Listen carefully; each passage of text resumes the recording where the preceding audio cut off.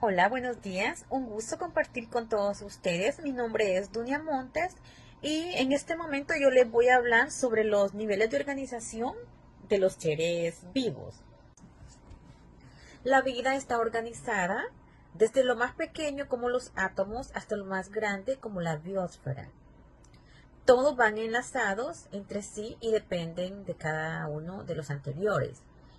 Yo les vengo a hablar sobre el nivel químico. El nivel químico está compuesto por átomos y moléculas, como ser el agua, el oxígeno y el ADN. Cuando hablamos de átomos, nos referimos a partículas muy diminutas. Cuando le hablamos de moléculas, nos referimos que es la unión de los átomos. De dos átomos o más forman una molécula. Una molécula es el agua, el oxígeno. El agua está compuesta por dos átomos de hidrógeno y un átomo de oxígeno. El oxígeno está compuesto por dos átomos de oxígeno. Los átomos y las moléculas es la base de todo lo que existe. Cuando hablamos de átomos y moléculas, estamos hablando de la vida. Sin ellos no se podría existir. Todo ser vivo depende de ello. Cuando hablamos de átomos y moléculas, igual estamos hablando de materia. Todo ser vivo es materia. Nosotros mismos somos materia porque estamos compuestos por carbono, hidrógeno, oxígeno, nitrógeno. A todo esto lo conocemos como la molécula de la vida. El ser humano está compuesto el 96% por carbono, hidrógeno, oxígeno y nitrógeno. Y también las funciones de la vida es la respiración, la digestión. En la respiración es cuando estamos utilizando el oxígeno, que el oxígeno se convierte en energía. También en la digestión utilizamos el agua. El agua es el transporte de nutrientes que ayuda a la digestión, y también el agua es vital porque ayuda a nivelar la temperatura en el cuerpo humano. Las proteínas de igual manera son esenciales y son vitales para el cuerpo porque son los que construyen los tejidos y los músculos. También cuando hay pacientes en estado muy delicado de salud, cuando tienen un problema en una herida que no puede cicatrizar, las indicaciones de los médicos siempre es dejar unas dietas hiperproteicas, o sea que tengan exceso de proteína para ayudar a una recuperación lo más pronta. También hablamos de los carbohidratos y lípidos, que son las fuentes de energía para todos nosotros. También están los ácidos nucleicos como ser el ADN y el ARN. Los átomos y las moléculas es la base de todo lo que existe. Sin ellos no existiría materia y no existirían las moléculas. Buen día, doctora. Hoy hablaremos sobre dos niveles funcionales de organización en los seres vivos, el nivel celular y el nivel tisular. Ambos son claves para entender cómo funciona nuestro cuerpo desde lo más pequeño hasta estructuras más complejas. El nivel celular es el nivel básico de la vida. Las células son las unidades estructurales y funcionales en todos los seres vivos. Aunque pueden variar mucho, todas realizan funciones vitales como el metabolismo, la reproducción, la respuesta a estímulos y el mantenimiento del equilibrio interno o homeostasis. Existen dos grandes tipos de células, procariotas y eucariotas. Las células eucariotas, como las nuestras, tienen núcleo definido y organelos como mitocondrias, aparato de Golgi y retículo endoplasmático. Las células se especializan para formar distintos tipos celulares como las neuronas, los glóbulos rojos o las células musculares. Sin células no habría tejidos, órganos ni sistemas. Por eso, comprender cómo funcionan las células es clave para entender enfermedades, el crecimiento o la regeneración. El nivel tisular es el siguiente paso en la organización biológica. Aquí, las células con funciones similares se agrupan para formar tejidos. En los animales, como los humanos, existen 4 tipos principales de tejidos. Epitelial: recubre superficies internas y externas del cuerpo. Conectivo: une y sostiene estructuras. Aquí están el hueso y la sangre y los cartílagos. Muscular: permite el movimiento ya sea voluntario o involuntario. Nervioso: transmite impulsos eléctricos para coordinar funciones del cuerpo. Cada tejido está formado por células especializadas que trabajan en conjunto. Por ejemplo, el tejido muscular está formado por células alargadas llamadas fibras musculares que se contraen para mover el cuerpo. En resumen, el nivel celular representa la base de la vida y el nivel tisular nos muestra cómo las células se organizan para cumplir funciones más complejas. Entender estos niveles nos permite comprender mejor cómo estamos formados y cómo funcionamos. Tenga muy buen día, doctora Kimberly. Mi nombre es Anet Varela y le voy a hablar un poco sobre el nivel de órganos y sistema. El nivel de órganos y sistema es una de las formas que se organiza el cuerpo humano y nos ayuda a entender cómo funciona. ¿Qué es un órgano? Un órgano está formado por diferentes tipos de tejidos que trabajan juntos para cumplir una función específica. Por ejemplo, el corazón bombea la sangre a todo el cuerpo. Los pulmones permiten la entrada de oxígeno y la salida de dióxido de carbono. El estómago digiere los alimentos. Pues, ¿qué es un sistema, verdad? Un sistema es un grupo de órganos que trabajan en conjunto para realizar una función más compleja. El cuerpo humano tiene varios sistemas principales. Por ejemplo, el sistema nervioso controla todas las funciones del cuerpo y permite pensar, moverse y sentir. Sistema circulatorio transporta sangre, oxígeno y nutrientes. También tenemos el sistema respiratorio, nos permite respirar e intercambiar gases, ¿verdad? También tenemos el sistema digestivo, transforma los alimentos en nutrientes. También tenemos el sistema urinario, elimina los desechos del cuerpo. También tenemos sistema muscular y esquelético, permite el movimiento y sostiene el cuerpo.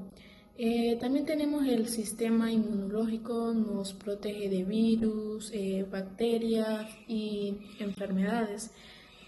También está el sistema endocrino, regula las funciones del cuerpo con hormonas. También tenemos el sistema tegumentario, incluye la piel, cabello, uñas y protege el cuerpo, ¿verdad? Y también tenemos el sistema reproductor, permite la reproducción humana.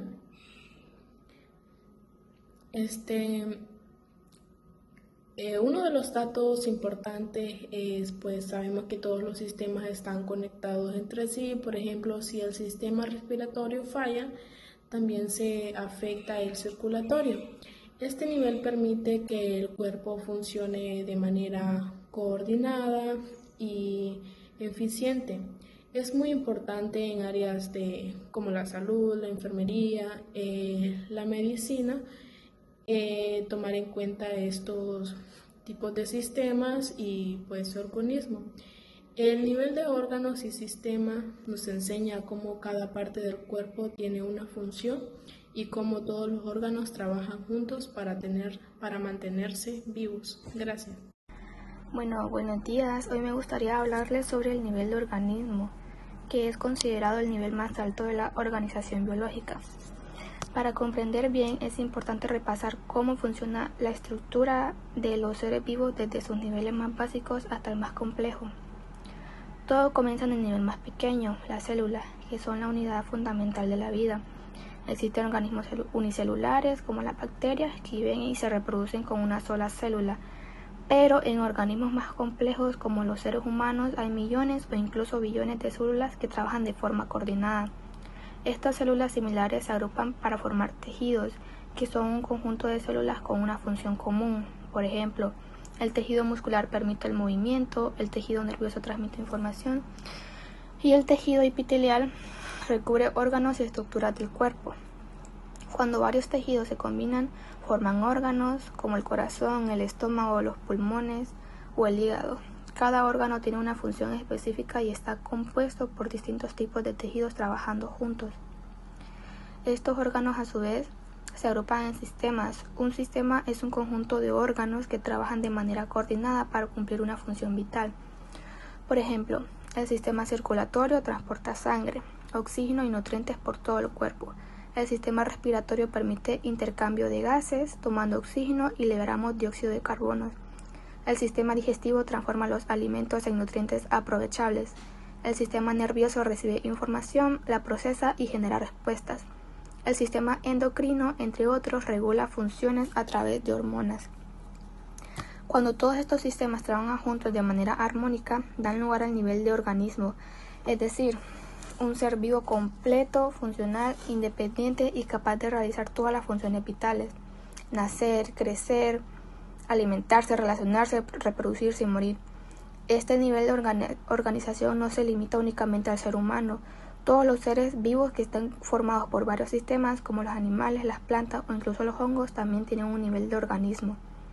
En las plantas, por ejemplo, el nivel de organismo está representado por la coordinación entre las raíces, que absorben agua y minerales, el tallo, que transporta sustancias, las hojas, que hacen la fotosíntesis, y las flores, que permiten la reproducción. Aunque sus sistemas no sean iguales a los del cuerpo humano, también hay una división de funciones y una interdependencia entre las partes. Lo más fascinante del nivel de organismo es que todos los sistemas están interconectados. Si uno falla, los demás pueden verse afectados. Por ejemplo, si el sistema respiratorio no aporta un suficiente oxígeno, el sistema circulatorio no puede llevarlo a las células, y sin oxígeno los órganos no pueden funcionar correctamente. Esta relación muestra cuán delicadamente equilibrado está todo nuestro cuerpo. Además, el nivel de organismo también implica algo más que estructura, implica autonomía, integración y coordinación. Un organismo que es capaz de adaptarse a su entorno, de mantener su equilibrio interno, lo que llamamos homeostasis, y actuar como una unidad. Muchas gracias por su atención.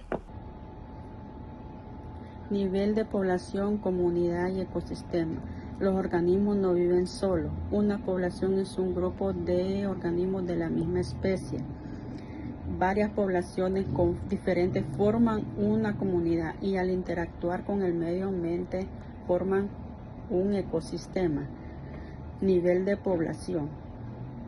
Una población es el conjunto de organismos de la misma especie que viven en un mismo lugar y tiempo y pueden reproducirse entre sí.